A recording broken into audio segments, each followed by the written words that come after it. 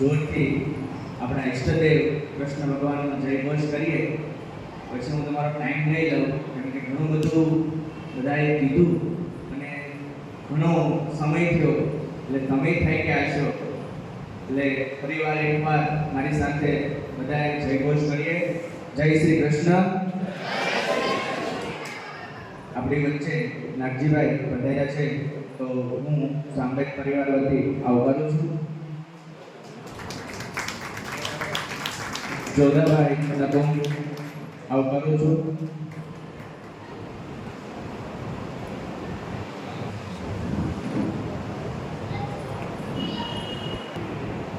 અત્રે ઉપસ્થિત આપણે છે દેવતુલ્ય ગણીએ એવા કરુભાઈ કલસરિયા થોડી ક્ષણોમાં કાર્યક્રમના વ્યસ્તના કારણે ગયા.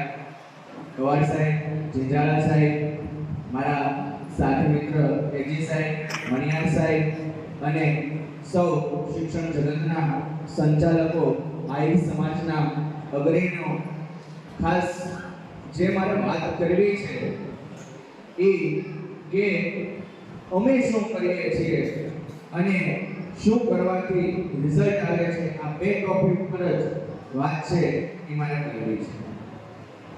કે બાળકની અંદર એવી ઘણી બધી શક્તિઓ છે એ છુપાયેલી હોય છે, અને જો બહાર કાઢતા આવડી જાય તો એ બાળકનું ભવિષ્ય છે એ આસમાનો પહોંચાડી શકે એવી દરેક શિક્ષકની અંદર તાકાત હોય છે.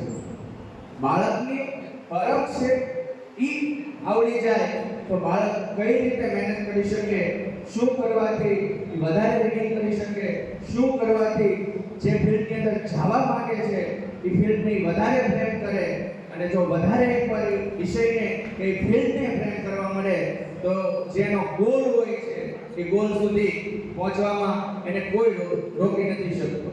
ઘણા બાળકોએ એમ કીધું કે ભાઈ ડીપી સાહેબ, ફલાણા સાહેબ, આ સાહેબ.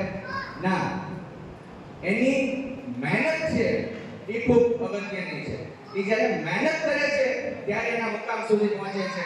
અમે તો માત્ર ને માત્ર એને રાહ બતાવીએ છીએ કે બેટા તું આ રસ્તે ચાલ તો તને સફળતા મળશે. મારું એક બહુ મસ્ત સૂત્ર છે કે હું છેલ્લા લગભગ 12 વર્ષથી શિક્ષણ ફિલ્ડની અંદર કામ કરું છું, અને એક વચ્ચે મારો ટૂંકો પરિચય તમને આપી દઉં. અમરેલી જિલ્લાના રાજુલા તાલુકાના એક નાનકડું એવું ગામ એટલે નવી માંડળી, જેની વસ્તી 500 થી 600 છે, એમાં બલદાણિયા પરિવારમાંથી મારું નામ બલદાણિયા દીપક રાગજીભાઈ, બરોબર. અને આમ શિક્ષણ જગતમાં મને બધા ડીપી ભૂલાકર નામથી બોલાવે છે.